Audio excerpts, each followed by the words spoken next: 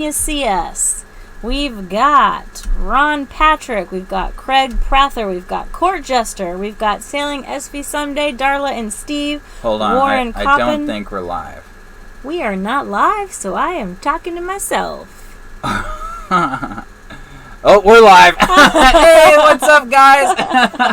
We just thought we were live for a couple This of is minutes. always fun. YouTube always throws me a curveball. They're like, maybe we'll do it different this week. I don't know. It's like the Russian roulette. We're going to find out, aren't we? What's streaming. up, guys? Hey, thanks for coming. Yeah, all right. We've got Darla and Steve in the house. We've got Jared Osborne, John Norden. We've got Brandon Hambright, who's already chipped in an awesome super chat. Thank you so much.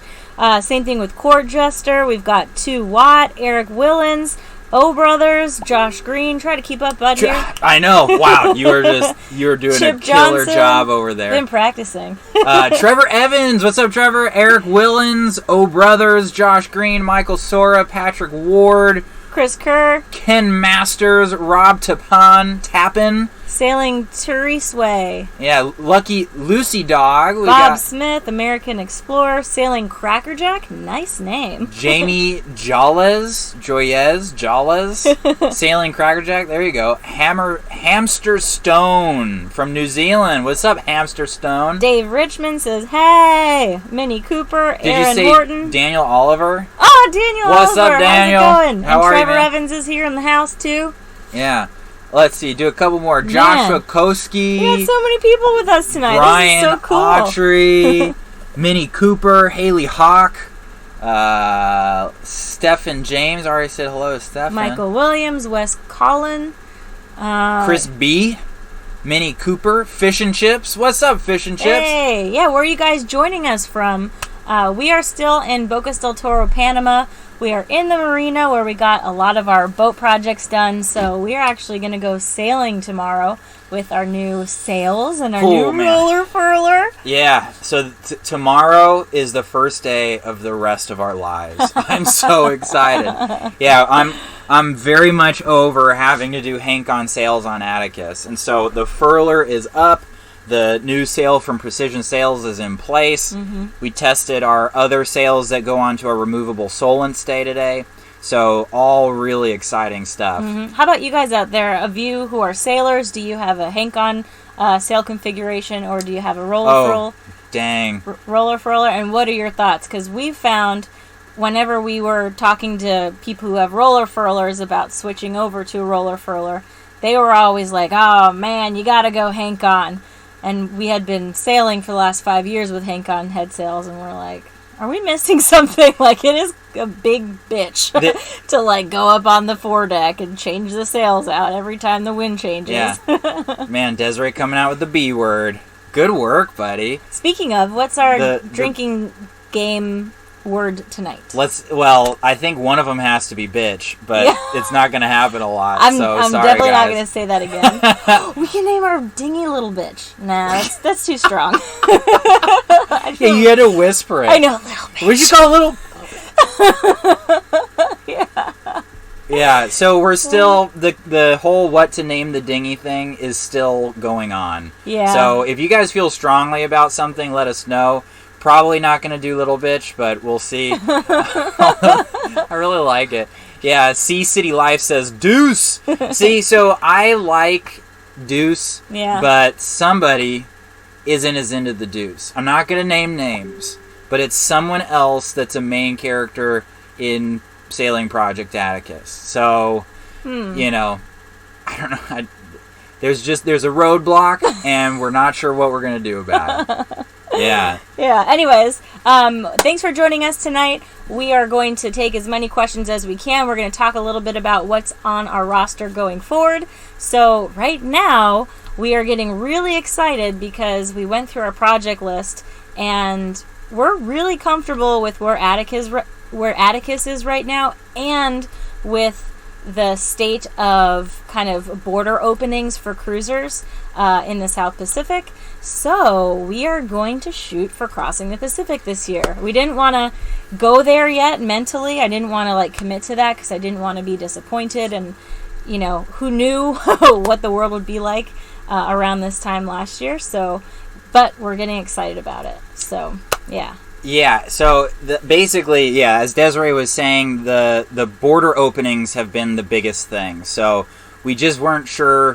what direction the different countries on our route were going to take with allowing yachts in due to coronavirus. And long story short, the canal is possible. They're letting yachts through the canal. The Galapagos are accepting yachts. Mm-hmm. And a big part of why countries are opening up is because, like with the Galapagos, they let you in if within 72 hours before departing from Panama, you get a COVID test and it comes negative.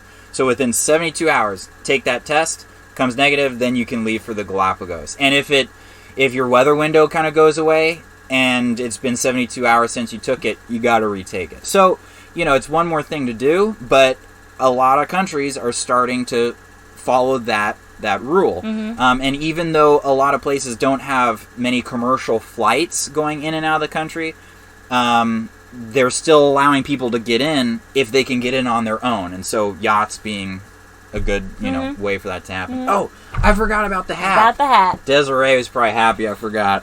What's up, guys? Back because of high demand from last live stream. The Guatemalan cowboy hat. Also, Dave just mentioned, reminded me to say hi to my mom. Hey, Mom. Hope Mrs. your back's feeling better. And hi, Rita and Steve, also, Jordan's parents. Yeah. Thanks for helping out, guys. Parents-in-law? What did you say? Parents-in-law? You can say whatever you want, buddy. This is YouTube. Yeah. But anyway, so the Galapagos are accepting boats, and then French Polynesia is accepting boats with I believe, this is not going to be fully correct, but it's something like a 4-week quarantine, Mm-hmm. but they accept the time at sea as a part of that quarantine. So if it takes you 3 weeks to get to French Polynesia, then you only need to quarantine for a week. And I think it might be less than that also. So anyway, that's great news. And I'm just going to hop in. Originally, we were a little bit nervous about crossing because the borders were closed and we don't like doing things illegally or kind of under the radar. And we weren't sure if there would be like animosity towards cruisers, because a lot of people are out of work and in lockdowns and things are getting a little bit difficult. But it seems like at least in Panama, things are opening up a little bit. And we're actually in a really unique position in Bocas del Toro. And I think that might be indicative of the South Pacific when we get there, in that it is a infrastructure built for high levels of tourism, but I think it's going to take a while for tourists to start coming in back to places like Fiji. And so I think it actually might be a rare opportunity for us to cruise these areas with a lot fewer people than are usually there, and hopefully with the locals being really excited that we're there to give them business. So we're going to do our best to buy as much locally as we can and really support the local economy wherever we go. So yeah, I'm getting really excited. I feel like the butterflies. Yeah. Yeah. So, and then before we move on from that, I know a lot of you guys have questions and we're going to jump into them, but the other thing that we've sort of been thrown around as an idea with this new plan is I've really started to like the idea of sailing from Panama to the Galapagos in early to mid-January. Which is really coming up soon. And so that would mean going through the canal in December, which would most likely mean us leaving here toward the end of October. So things are happening. How exciting. Yeah, we've been here for how long? Over a year. Over a year. Yeah. So thanks for sticking with us through some of the, ups and downs. We're like a sailing channel. We're a sailboat channel. We've been a sailboat channel for a while, not so much a sailing channel. Very slow sailing channel. Yeah. Original Karasu was asking, can I pay you guys $500 a month to travel with you guys with everything included? Serious question. And then a couple of people have been asking if we're going to take on crew for the Pacific Crossing. And Atticus is just too small to have other crew on board. We basically have the V-berth where Jordan and I sleep when we're at anchor, and then when we're underway, the only place someone can actually sleep is on this settee right here, or in the cockpit. And so if we're sailing with 3 people, it really doesn't work because the third person doesn't have anywhere to go. Yeah, and that's, someday, if we do get a bigger boat, that would be a fun thing to do from time to time, take a third person, particularly family, right? I mean, especially when you get to 3 people, a passage gets a lot easier from the watch standpoint. Because with 2... we do 4 hours on, 4 hours off. And that's a rough sleep schedule. If you have 3 people, you can basically do 4 hours on, 8 hours off. And that's amazing. That's the dream. I mean, you're basically sleeping normally, almost, I don't know how solo sailors do it. Yeah. Pacific crossings and Atlantic crossings. Yeah. It's like they're just in a daze of fog of I really think they just sleep a lot. Yeah, you know what I mean? But still, imagine the level of just stress and we don't. And then go ahead. Well, I did want to say Jimmy Anderson was saying that the Galapagos should require a lot of money, and yes, they will require a lot of money. Yeah. I mean, they've got some amazing life and creatures there, and I mean a lot of cool stuff going on there, but apparently it costs a lot of money to maintain that stuff because it's expensive. But we kind of, I feel like I more just made the call. I'm like, we're just doing it. I'm the penny pincher, so I'm like, there's no way we're going to the Galapagos. And then it became, maybe we'll go to the Galapagos. And now it's like, okay, we'll go to the Galapagos. And I'm sold because the sailing seems like an easy route. And so if we're going to be doing... Well, I wouldn't call it an easy sail to the Galapagos, but it's a very convenient stop, like break in the Pacific crossing. Yeah. I don't know. I hate spending all that money. I know, but we're gonna get so much out of it. So in a way, it's a lot of money compared to most countries that don't charge nearly that much. Right. But when you think about what you're getting from it, then you can start to get to a point where you're like, okay, it does sort of, the cost does equal what you're getting from it. I mean, it is like a world wonder. Right, exactly. That's where things began. So you guys will find out. We'll be making several videos on it. So last thing on the plans, we'd go to the Galapagos hopefully in January, and then when you go there, you can get a 2-month visa. So we'd probably stay there the full 2 months, and then in mid-March, go to sail for the Marquesas. So and then John Norton was asking if we have a life raft. Yeah. And we don't have one, although once we're in Panama City, I think there are a couple of life raft companies there. And I might actually try to work on like a sponsorship deal because they are really expensive. I mean, they do save your life, so it's probably worth it. But I am going to try to see if we can work on a sponsorship deal with a company over there. So we'll see what happens. I don't think we're going to go the canister route because those are super expensive and there's no room on Atticus really for storing one of those on deck. So we'll probably get one of those, I don't know how you say it, valise or valise? Valise, I think? Well, actually... I don't know how to say it. V-A-L-I-S-E. Yeah. And then stored in the cockpit.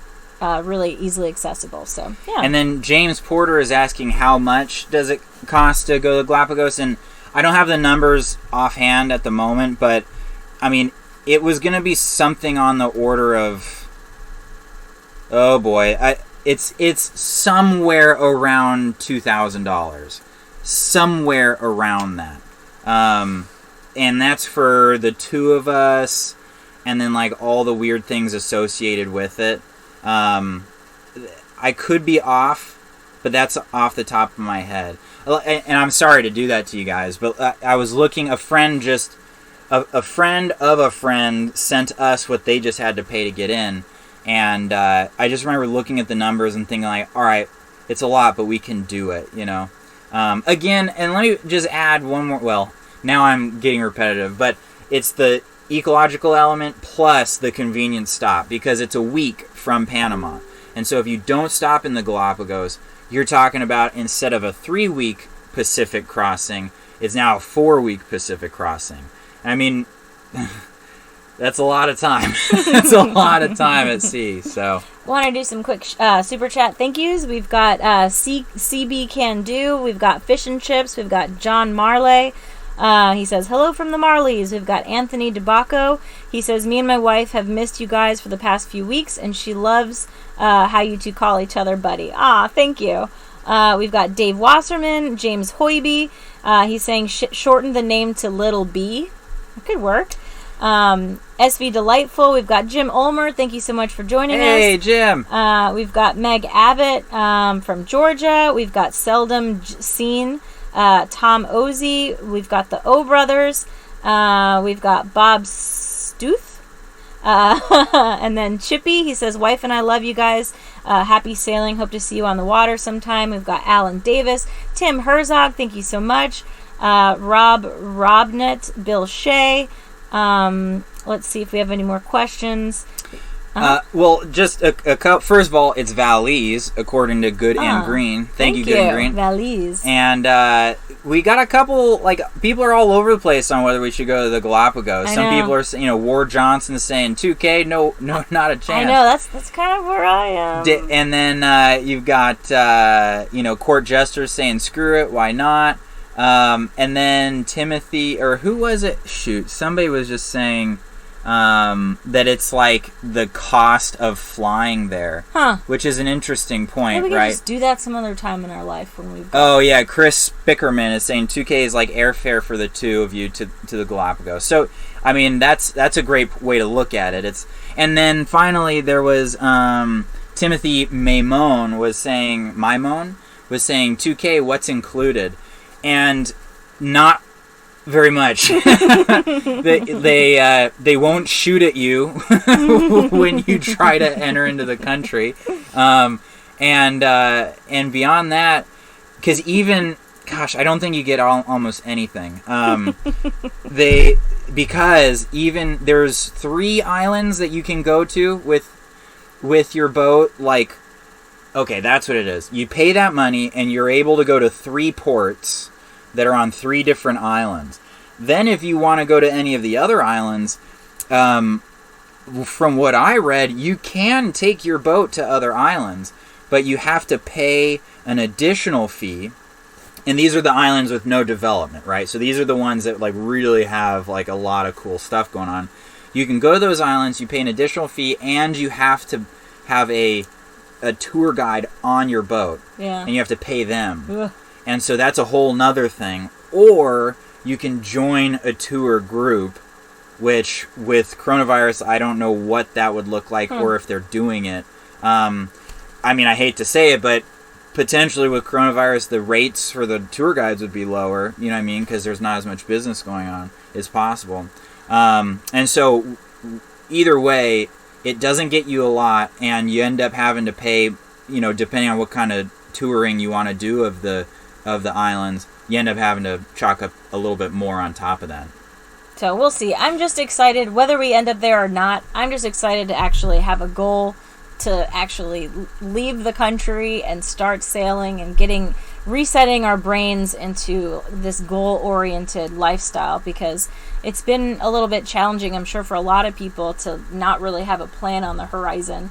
And especially with cruising, I feel like that's part of the draw of this lifestyle, is you have these really specific and concrete goals as you go from country to country, and they're difficult and challenging, and you run into roadblocks as you go, but it's this very concrete way of showing success or feeling success when you do get to a place. And so we've kind of been lacking that feeling of success for the last year, so I'm just emotionally excited to move. So wherever we end up moving, I'm just excited about it. And yeah, I did just confirm it. So it's the word on the street is it's $2,300 for the standard entry and cruising permit.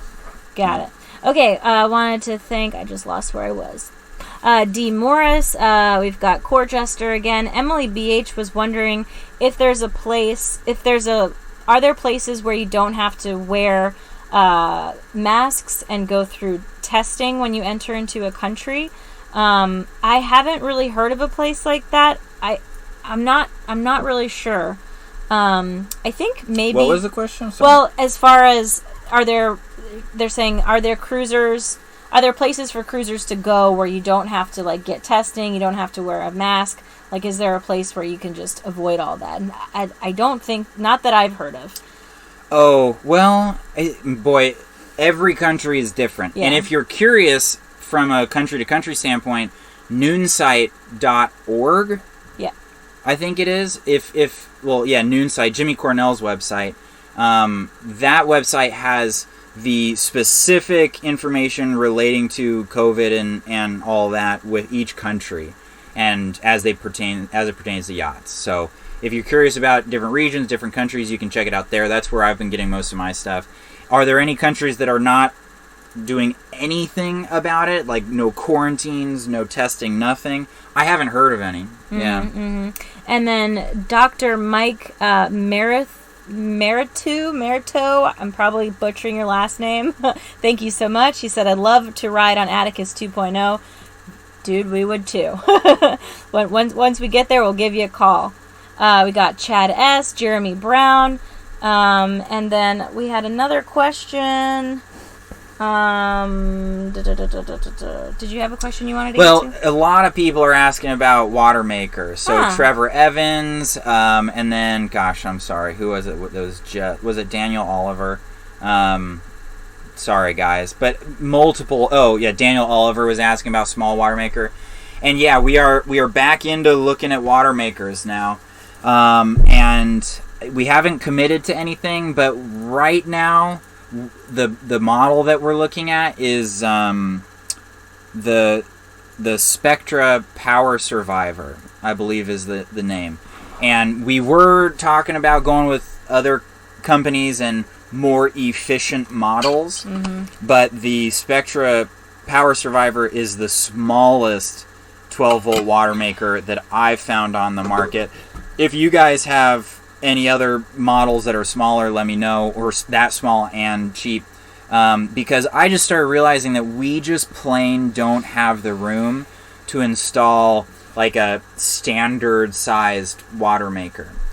We were looking at, well, Spectra has the 150 and 200. I think it's the Ventura 150 and 200, and then Osmo C, we were looking at their it was like the 12.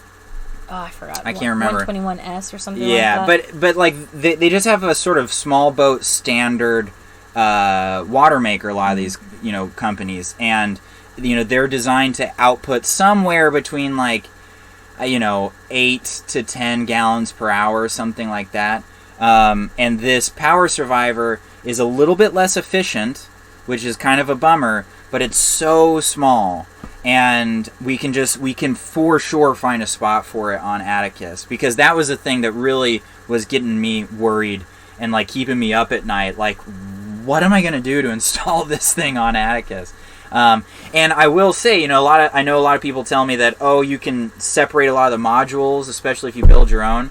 The problem is that every space on Atticus right now is full of stuff. We don't just have small spots where we're like, we could put something here, can't we? This thing is full to the brim. So size matters, basically. And so, yes, we're going to go for a small water maker. I believe it produces, was it 3 gallons an hour? I don't know. I don't remember. The Power Survivor? I think it's 3 gallons an hour. So what that basically means is in 1 hour, we can probably produce enough drinking water for the two of us for a day. So we're not going to be using it much to take showers with, but we can definitely use it to stay out away from civilization indefinitely. Cool. Couple more super chat thank yous. We got Chad S. He says, go for the Galapagos. Jeremy Brown says his wife and I are enjoying our conversation sailing Aegean Star. How's it going, Alex? We got Humberto Sanchez. We got Dave Richmond. He says, what's the most people you've ever had in a live chat? Oh, that's a good question. I don't know, actually. Probably where we're at tonight, actually. Last month might have been a little maybe better. Like 2,000, but... And I do want to change what I was saying. A couple of guys, Moose again and somebody else was saying that the Power Survivor is 1.5 gallons an hour. So, for enough drinking water for a day, it would take us 2 hours to produce, but it's low enough electrical draw where we could easily do that for free with solar power in the middle of the day. So, 2 hours of free, electrical usage, and we have enough drinking water. I got a question from one of our patrons, Mark Stavley. He says, I'm getting a boat. I am going to retire earlier than my wife, so I want to be able to sail for 3 months out of the year at a time and then leave it somewhere, the boat, at a marina.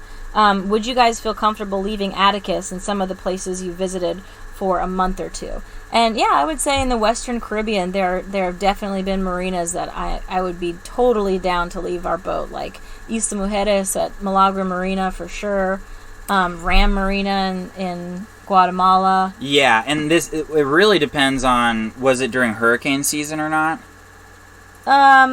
Sail max 3 months and then go back. Yeah, so that's the thing is, you would want to be a little bit picky if you were going to leave it during hurricane season. And so Isla Mujeres definitely has places that will take you for hurricane season, but that bay in there, if they got really unlucky, that could be pretty devastating. That's true, yeah. Whereas the Rio in Guatemala is just a foolproof plan, and there's tons of really good marinas in there.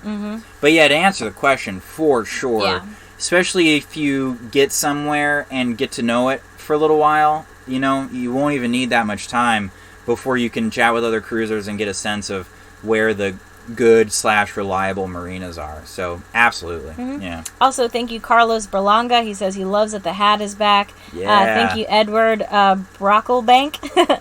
We got Blakely G, also Jeff Crockett, Bobby K, Samuel Ragsdale, and he says he just moved on to get a sailboat and travel. That's so awesome. He has a website called The Bomb. Oh, he says you guys are thebomb.com. That's awesome.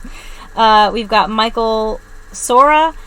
He's saying go for the Galapagos. Eric Dover, Barry, Ashley, and Angela Evans. They're joining us from Texas and Louisiana. That's so... No. They say they are in Orange Beach, Alabama. Very cool.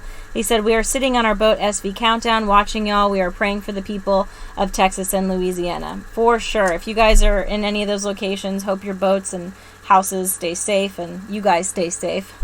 And speaking of natural disasters, I should just say real quick, Mark F. asked or said, I hope if Jordan still has family in Santa Cruz that they are safe. And he says that we are evacuated from Felton. Thanks for the diversion. Well, first of all, Mark, hope your home is still doing well in Felton. What part of, well, you just said Felton. I haven't looked at the latest, but it looks like, I believe Felton is still not been taken over by the fire. But anyway, long story short, if you guys aren't familiar, they're calling it the CZ something complex, lightning complex fire. Anyway, a lot of the area surrounding my hometown is in the middle of a really big wildfire, and it's really big, quite uncontained still, and a lot of my friends and family have been evacuated from the area. But to answer your question, yes, a lot of them are evacuated. So far, none of my family or close friends have lost homes or anything, but I do have a few who their homes are very, very, very close to where the fire is now. So definitely they're on the tops of our minds. Yeah. And if you guys are out there, stay safe. We're wishing the best for your home. Yeah, absolutely. Really good question from Mark L. He was saying, Jordan, you're so knowledgeable about sailing. Are you self-taught? No, I wouldn't say I'm self-taught. I took 2 sailing classes. One was Intro to Keel Boating. It was on a J24. That was my first lesson, like class, and that was for a credit actually. When I was going to school, and they gave an actual credit for taking this course. And then I did a Hobie Cat class, and then after that, I ended up just sailing a lot in my free time, and then I was an instructor for a little while, which that I learned how to sail better doing that than anything else. I knew just enough to be able to teach people like basic intro to sailing, and just by doing it every day for a whole summer, that's what really got me going. And did you mention that you raced also? And I raced, Yeah, sailing kind of took over my life pretty quickly between just racing on the weekends and going with friends and then becoming a sailing instructor. Yeah. A couple more thank yous. Damian Granshaw, Timothy Simmons, BMCL 1000, John Marley. He says, please say hello to my mother-in-law, Nana Boyd. Tina Morrison. What's up, Nana? Tina Morrison, thank you so much. Joe Pellegrino says, what's the final destination of the Pacific crossing? What's the ultimate plan for return? Yeah, so we would, and I assume by final destination it's like, what's our destination once we have completed the crossing? That would be the Marquesas Islands in French Polynesia. And that's a relatively small island group.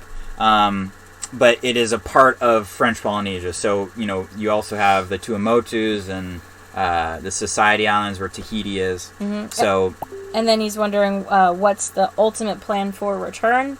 Don't really know. That's a good question. Yeah. That's totally up in the air. Yeah, go on. You go. Well, I was going to say, we've talked a lot in our live streams and not really at all in our episodes, but we are starting to think about having kids, which I saw a lot of people... Oh, and Brad Scott's in. He's like, the hat's back. What's up, Brad? This is just for you, buddy. What was I saying? So we are starting to talk about having kids, and so that could heavily affect in what way this whole journey changes. So that's why I bring that up, because that's why we don't have a good answer. Otherwise, we'd be like, oh, well, we're going to do this and that. But right now, we're just very aware that things could go several different ways. But if we do have a baby, our plan is to, upgrade to a little bit bigger of a boat, refit it for the first year of, getting used to being parents. And then we'd like to take off again and raise a little boat baby. So, yeah. And go ahead. And then, Tim Konechny. Sorry, Tim. He's asking what the drinking word is. So one drinking word is bitch, because Desiree was throwing around swear words earlier in the live stream.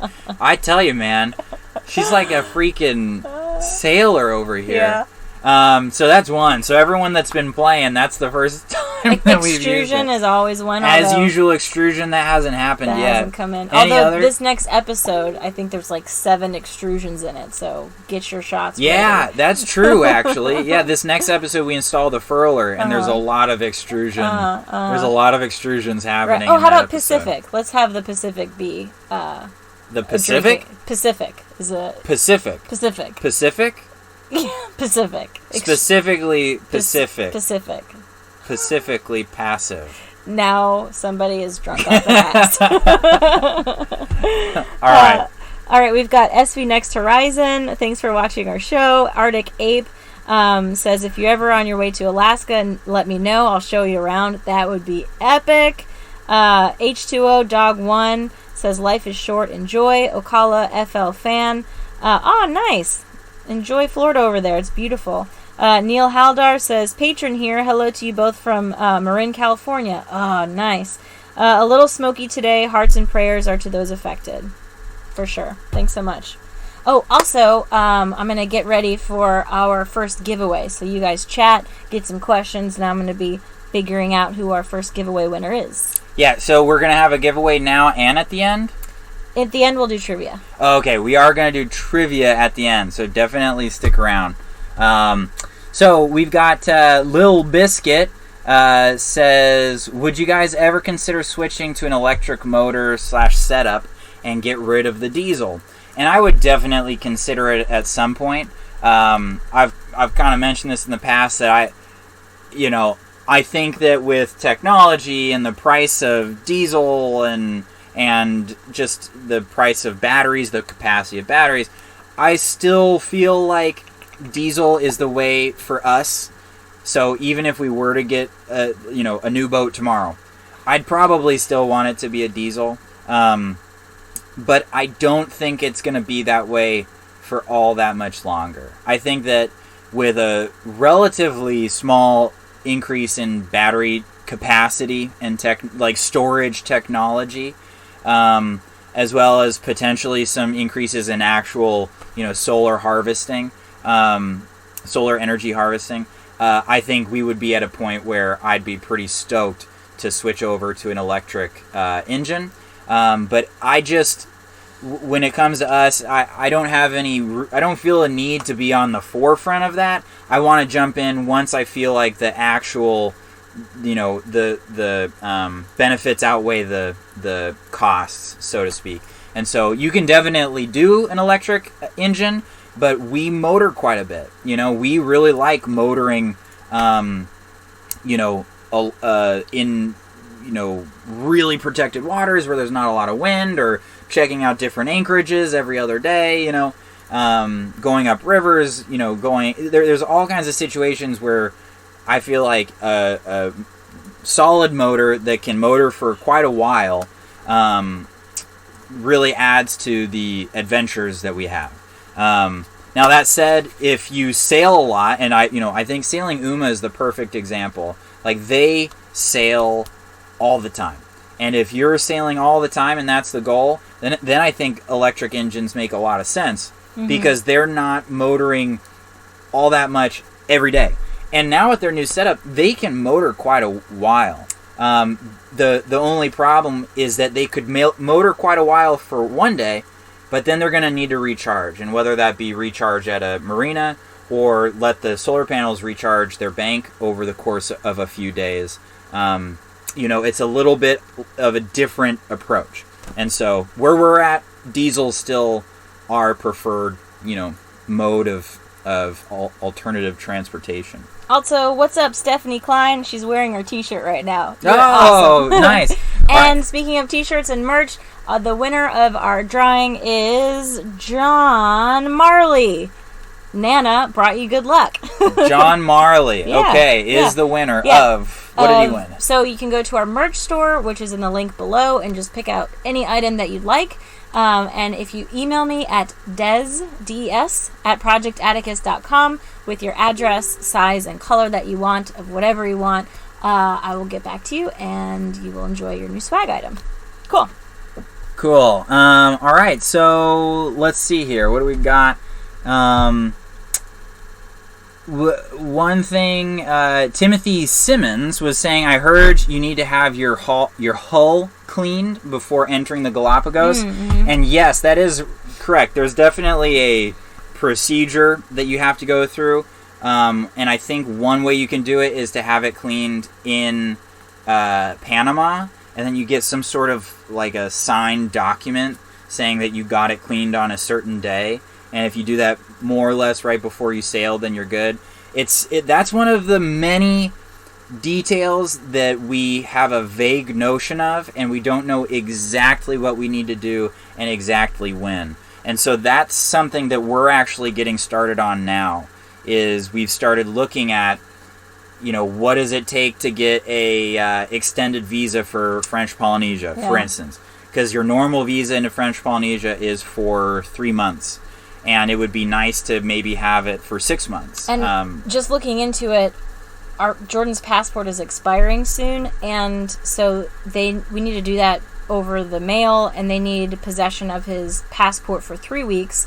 But to get this extension to stay in French Polynesia for 6 months at a time, they need to hold on to your passport for 3 to 8 weeks. And so it's going to be a long time that you're not having your passport, which means we can't really be moving. So I don't really know how people get around that. I guess we should have started planning earlier, although nothing was open then, so who knows? Yeah. Well, anyway, so and that's going to be a tricky thing, but I'm sure we'll figure it out. Yeah. But it is the kind of thing. That's just one more example, and I feel like there's, I don't know, probably 6 different things now where we're like, ooh boy, we need to look into that. You know, whether it's just all that planning stuff, right? And with normal cruising, there's definitely planning involved. You've got to kind of have a sense of what the rules are in the country you're going to, and everything else. But right now with COVID and with the Pacific crossing, we've got more than our usual amount of research that we've got to be doing.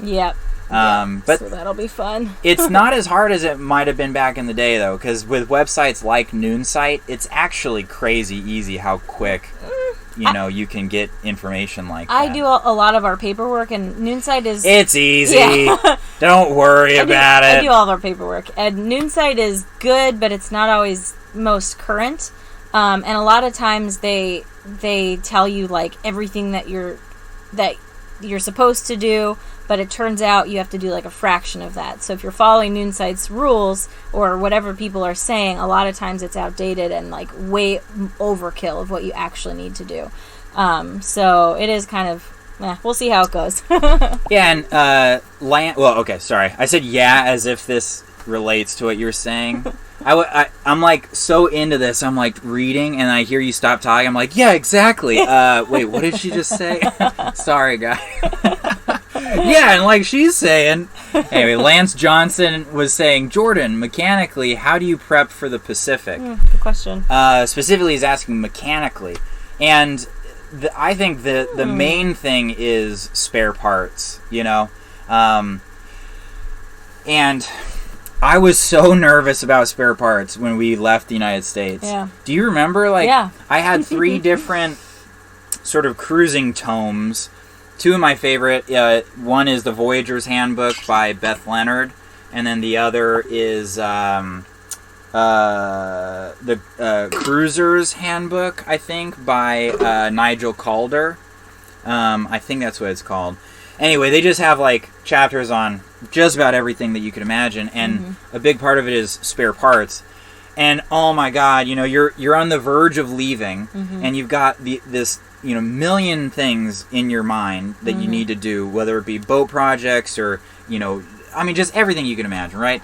And then on top of that, you open up the chapter on spare parts, and it's just this giant list, and you're like, I don't have any of this stuff, And we ended up more or less leaving the States with some of it, but not all of it. Something that was really nice about having our Beta Marine engine is that we called Farron, their tech guy, and he's really good for however he does it. He's like the magician for being able to put himself in a cruiser's position. So we said, like, if you could have any spare on board, like, let's just go through top to bottom this engine and like tell us what we should have spares of.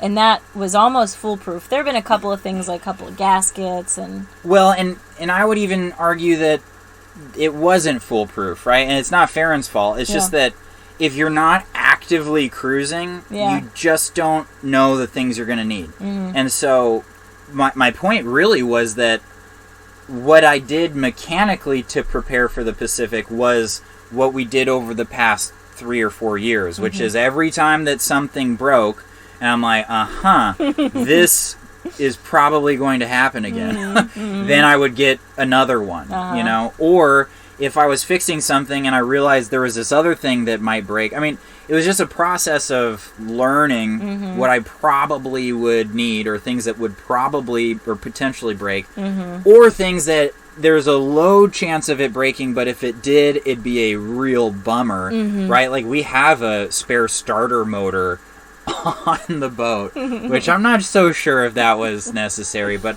a friend of ours talked me into it. And so, long story short, we have spares for so many of the systems on the boat now, and I feel really, really prepared for things to break. And now, of course, it's sort of like the medical kit, right? You've got all this stuff, and then the one thing you need, you're not going to have. And I'm sure that could happen, but... Same thing with our medical supplies, though. Like, we've had little injuries here and there that have made us realize, oh, this was really nice to have. Like, last week I nailed myself in the eyeball, and my eyeball was popping out past my eyelid, and I was having like a panic attack. And luckily we had some antibiotic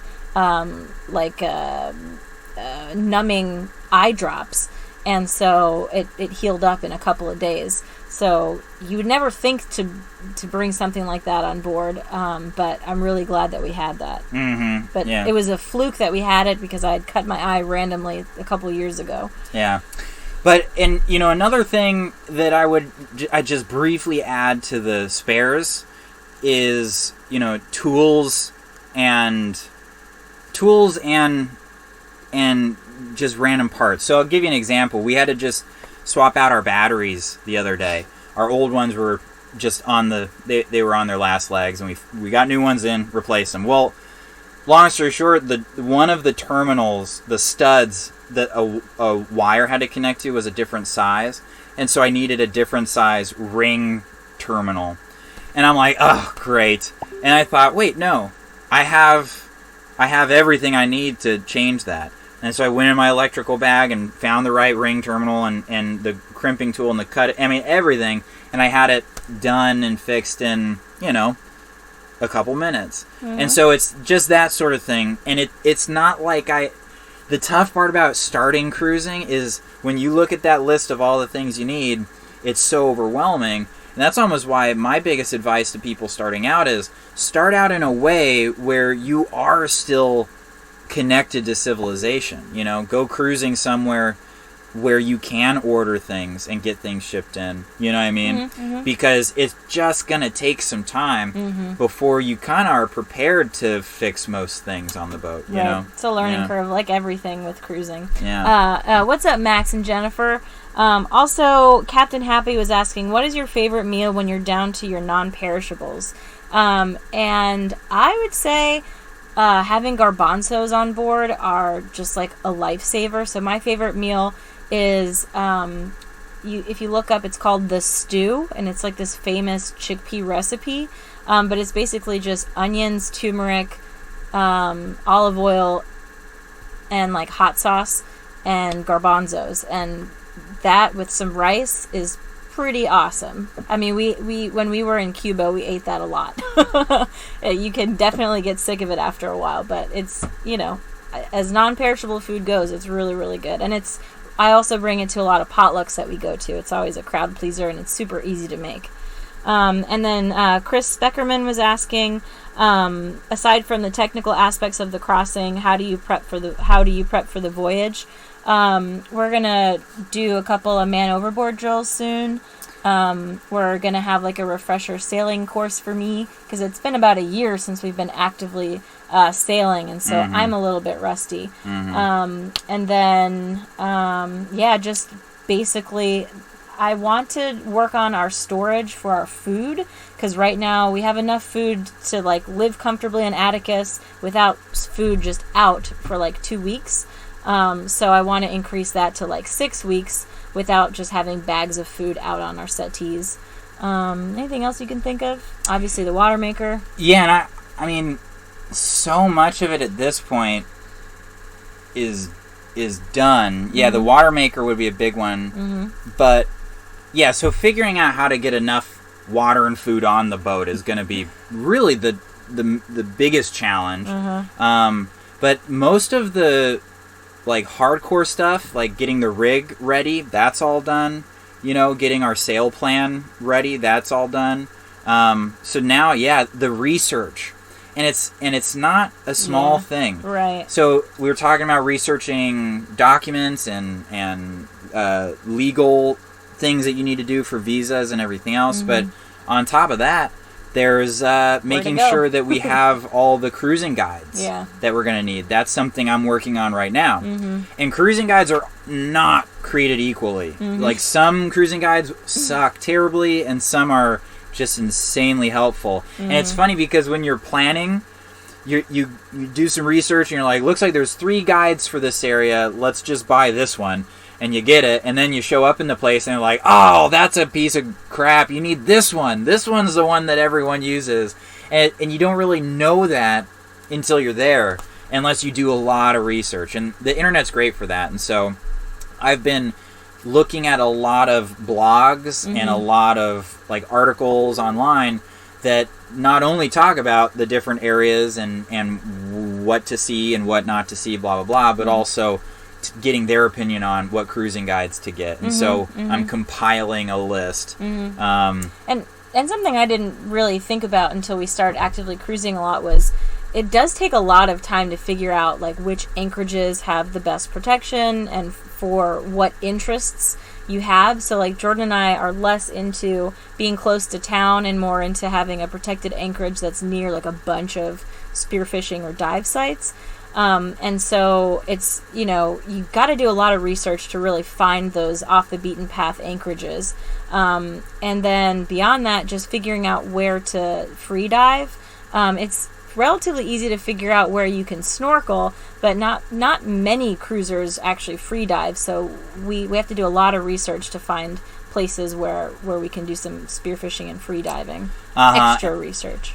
And it's not very obvious is what I'm trying to say. Right. And the final thing I'll say about it is it's also to just have a sort of, you do this research not so that, like, you want to have a very, like, all-encompassing concept in your mind of the place where you're going, right? You don't want to have to do the research the day before you get there. You don't want to open up the book and say, okay, wait, where's the anchorage where we're going, right? A lot of what we try to do is research ahead of time so that when it's all happening, when you're thinking about weather windows, when you're thinking about what season to do what in, when you're thinking about, oh, look, the wind is shifting out of the west, where should we go to get protection from this front? I mean, the situations that you'll encounter are so dynamic that having a really good sort of foundational knowledge, that's what I'm looking for. Having good foundational knowledge of the area that you're going to, whether it be weather, terrain, anchorages, whatever, to me it makes the experience so much easier. And I feel like we've met some people that kind of play it by the seat of their pants a little bit, and it's stressful for them. Or sometimes you like stumble upon something that you're open to because you're not so focused on like planning out where you're going to go. So yeah, that's true enough. Yeah. Gabe Garbett Plank was asking, how come I can't track you guys on the Marine Traffic app? Love the app where you can watch our favorite sailors move around. And we're not. That's an AIS thing, I believe. Yeah. So we don't transmit AIS. Mm-hmm. But we do have a tracking link for our patrons via Predict Wind, and that's pretty cool because you can actually see real time what the weather's doing wherever we are. So at least for our parents at home when we're doing a passage, who are worrying about us a lot, they can actually see where we are and what the wind is like right there. So that's pretty cool. Yeah. I got one real quick. Uh-huh. Little Biscuit is asking, what is the strangest thing that you have ever seen in a remote area or underwater that was just spooky? And then they say, also, do you need permission to fish in other countries? And so I'll answer that real quick. Each country is going to be different. Yeah. A lot of third world countries don't have a established enough fish and game department where they might technically require a fishing license, but you actually can't buy one. Like, you'll go to the officials and say, where do I buy a fishing license? And they'll just look at you and be like, you don't. Get out of here. And a lot of places that we've been to, the locals don't actually know, even if we go to like the port captain or the local dive shops. And so we kind of find out as we spend more time where we are, what the actual like regulations are, especially for spearfishing, which fish are protected and not. So like in Panama, for example, we couldn't find any information on what's protected in Bocas del Toro other than they do have a lobster season. So we just don't kill lobsters here, and then we basically just use the rules for the Caribbean. For Florida. Yeah, because I'm familiar with the Florida spearfishing regulations, and I feel like, they've got at least a degree of legitimacy behind them with research or whatever. And they're probably way more conservative than the actual spearfishing protected species here. And so what is the strangest thing you've ever seen in a remote area or underwater that was just spooky? The batfish, maybe? That thing is weird. Yeah, the bat. I don't know if you've ever seen a batfish. It's just called a batfish. I think it's called a batfish. It was called a long-nosed batfish.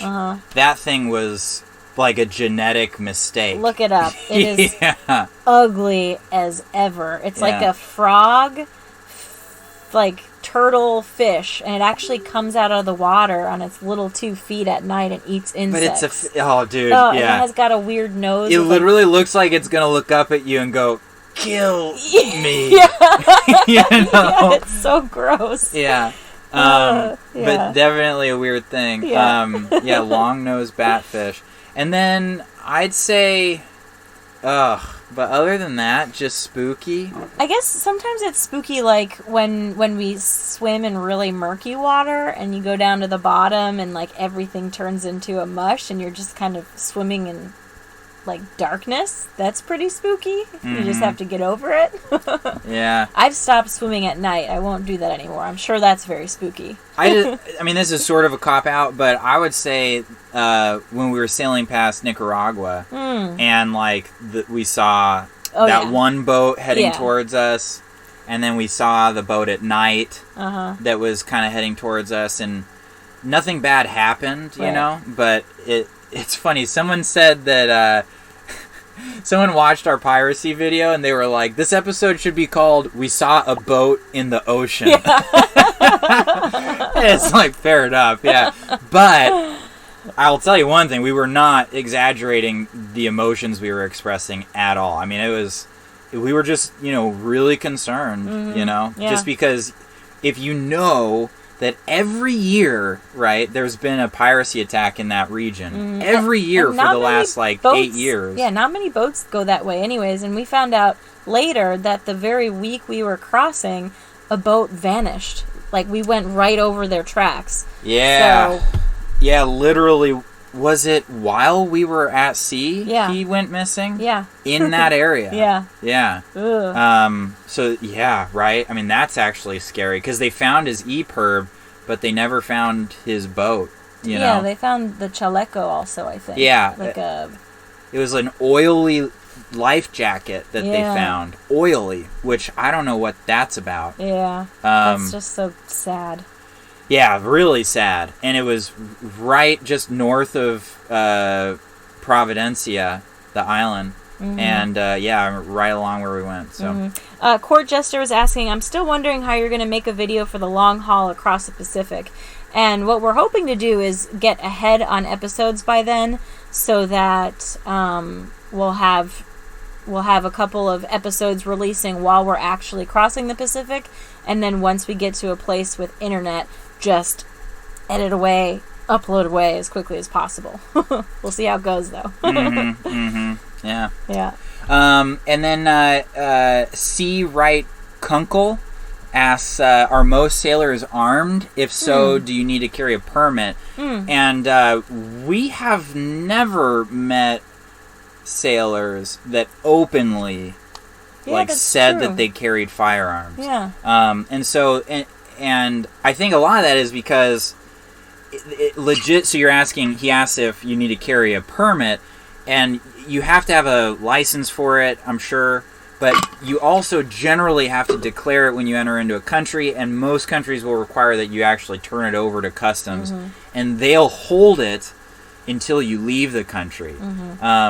And then you have to go back to that same port to pick it up. So, like, a lot of times when we're cruising, we'll enter in one side of the country and then depart the totally other side of the country. And so it wouldn't make sense for us to have to sail back to where we just came from. Yeah. And so legally you could pretty much say it's a legal nightmare, right? If you're going to actually declare a firearm. And so at that point, your options are don't have a firearm or do it illegally, and in which case is potentially why we've never met anyone that said they had one, right? Either they're all keeping it secret or none of them have it. It's hard to say.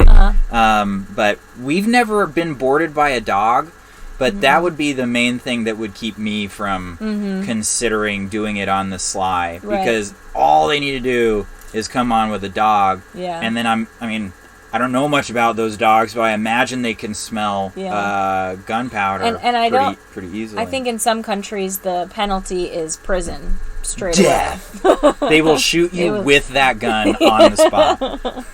And then they will laugh at you. The dog will eat you. Thanks, David Bolton. Thanks, Tora Today. Thanks, Richard Burguillos. That is, I'm probably butchering your name again. Thank you, Jason Kovic. James Beauparlant. Thank you, Juan Harlos Herma. Thank you, Daniel. Jim Ulmer, thank you again. He was saying about fishing, line, and hook. Do you have those for the crossing to supplement your food stores? That's another thing on the list. Well, we have some. Yeah. In fact, we just had some viewers sent us some really nice lures. Yeah, with instructions, which is really nice. Yeah. Yeah, and then we've got this, well, I'm not going to get it down, but above me we've got a nice trolling rod and reel. But I need to get some more line for it, and I've got to get some leader line for it. I've got to learn how to do that well. And so, yeah. So anyway, that's something that's on the list. Yeah, we would really love to have just like someone who's awesome at fishing just come on board and teach us for a week or something, because we have so much to learn. Thank you, Sailing SV Someday. Thank you, Dave Richmond. He said, I just did a surprise man overboard drill today. Dad lost his hat in the Hudson River. We got it back, though. Woo! Nice job. Nice work, man. That's saying a lot. Was it did it float well, or did you just get it back really quickly? That's impressive. How am I missing? Anyways, thank you, Bill Dan. He says, you need a co.e to Green Cove Springs and help me you need to come to Green Cove Springs and help me refit my boat.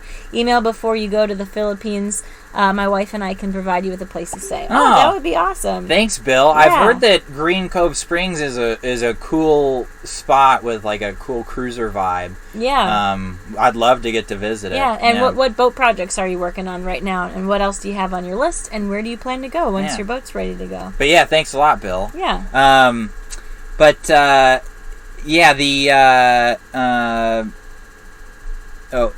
What's that? This is awesome. You guys should drink when Desiree interrupts Jordan, because it happens now. Go Des. All right. I even brought the spray bottle out today, but I guess I know. Dude, victim over here, man. I'm telling you. Someone was just saying, I just scrolled away from it. I got a question. Noah Ramos was asking if either of us is fluent in French. And no, neither of us are. How do you say no in French? Oui is yes. Yeah. Yeah.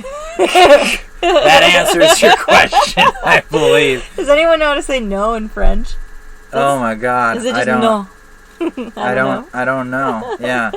Oh gosh. But here I got another question while you're looking for it. Yeah. Brandon Deloney was asking, is there a place y'all have cruised that you would ever consider living?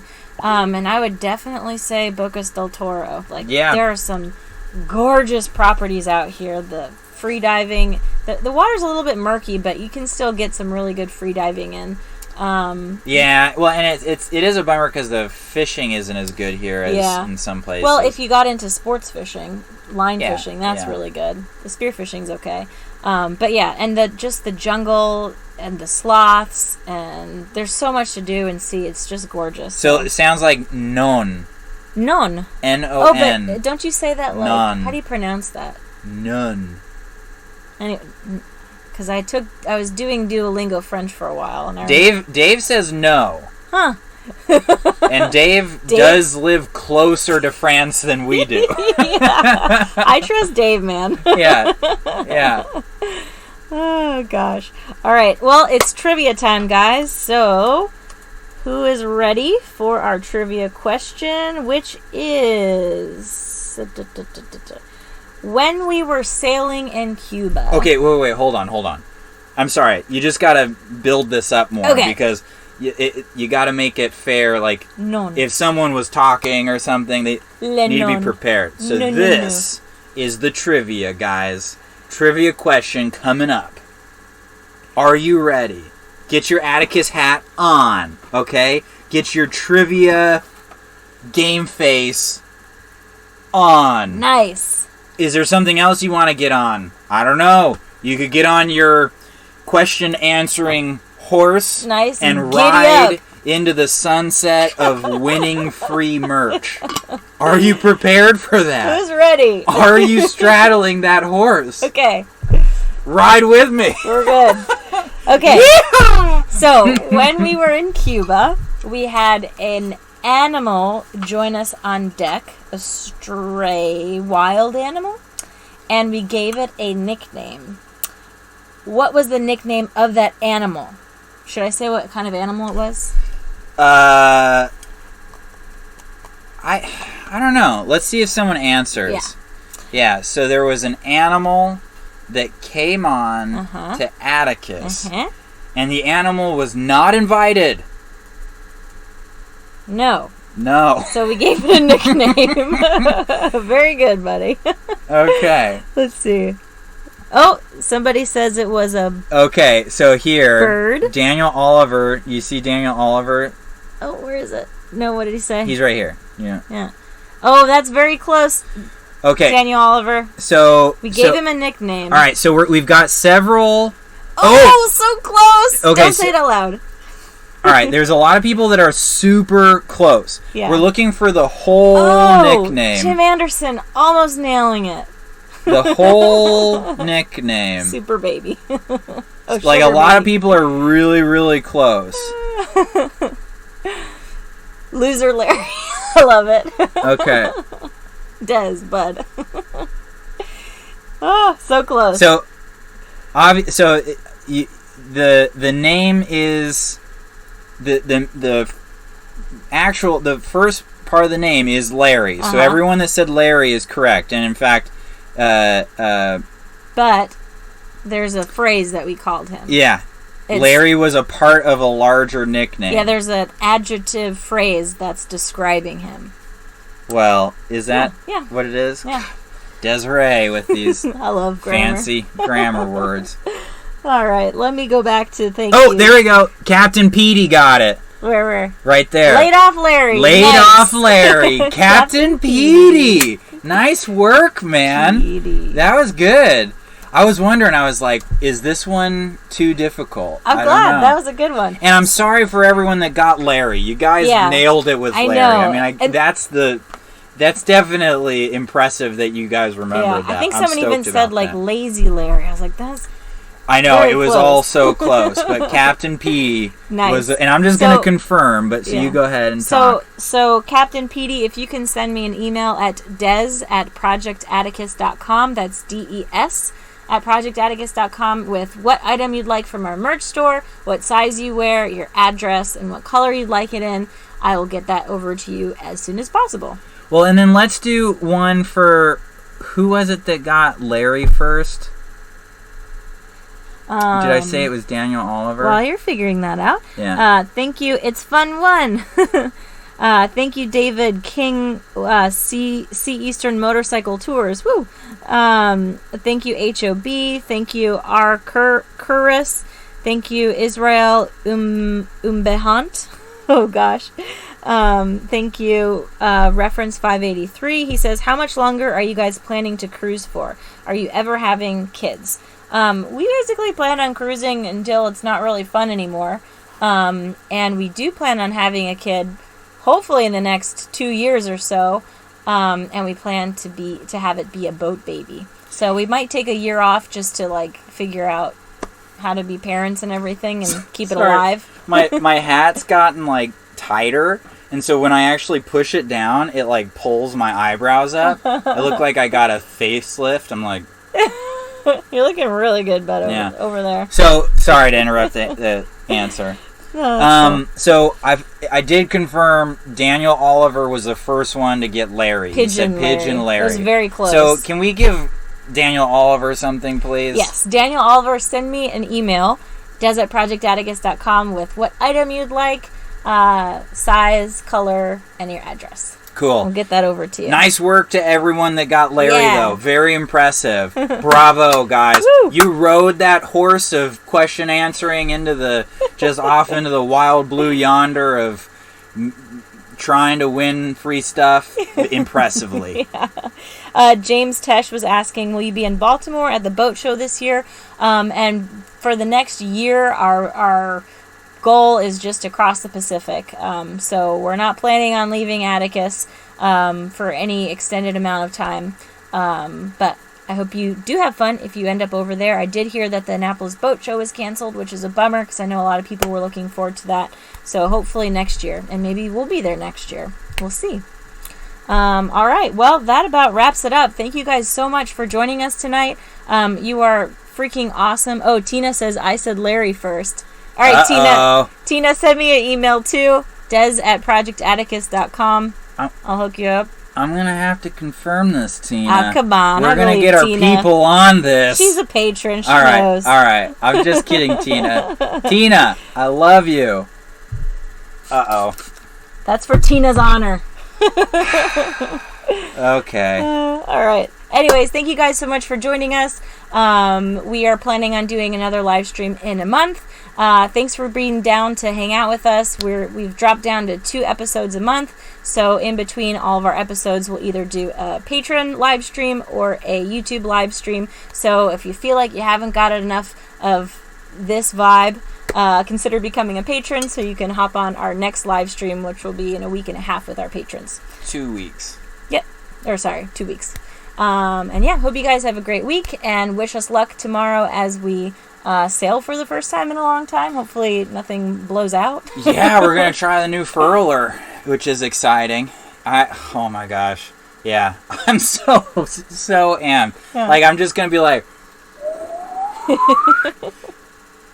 and we're sailing. Yeah, you know what I mean? This is going to be so amazing. Yeah. As we're saying goodbye to everyone, I'm going to do a couple more shout-out thank yous. Bill Shea, Brendan Deloney.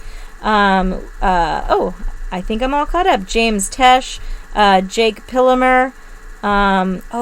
We missed the question. Do we ever meet cruisers with dogs with them?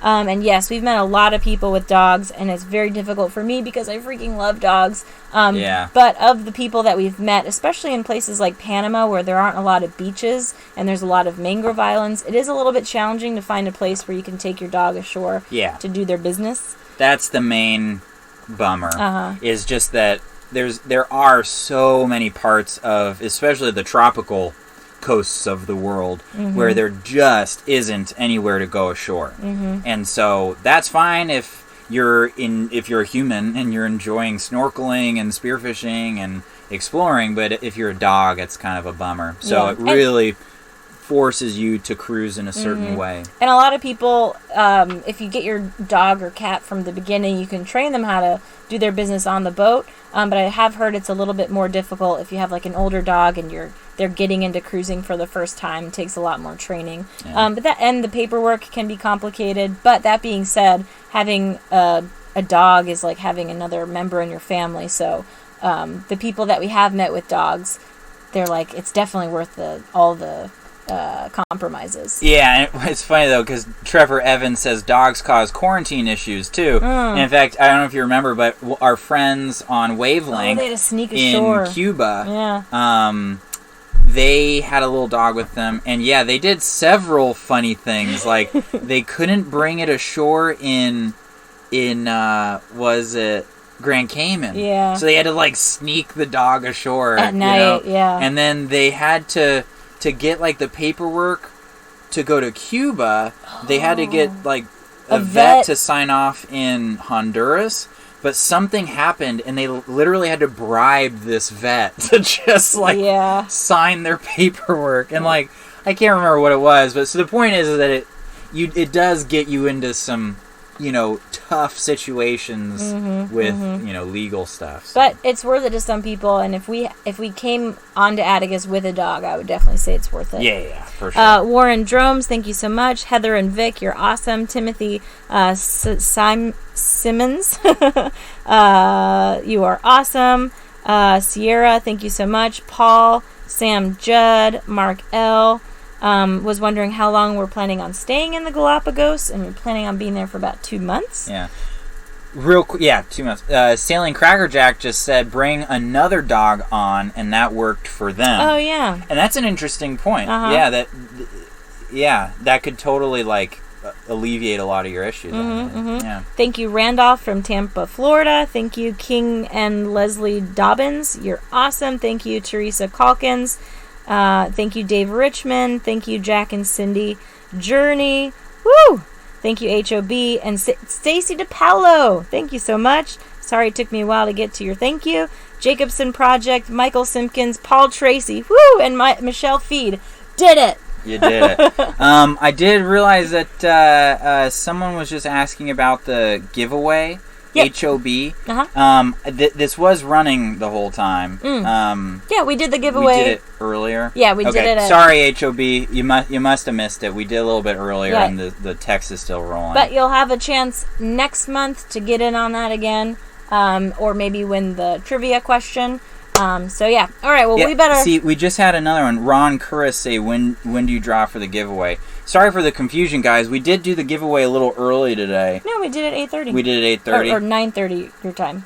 Yep. Yeah, we did it 9:30. And the winner was John Marley. Okay. Yeah. Sorry, guys. Sorry. This text I should just get it to stop once we do the giveaway. Sorry about that. I don't mean to be misleading with that. Okay. All right, guys. Well, that was a lot of fun. And for you guys that are still playing, extrusion, Pacific, extrusion. All right, guys. Have a great week. We'll see you on Thursday. And thanks for coming. Yep. See you later, Hugh Van Dyne, Daniel Oliver, Ray DeBurge, Mr. Havens, DeBarba, Lee Benson, Matt Petro, Dave Richmond, the Jacobson Seldom Project, Seen, Bruce Bremer. All right, guys, we'll catch you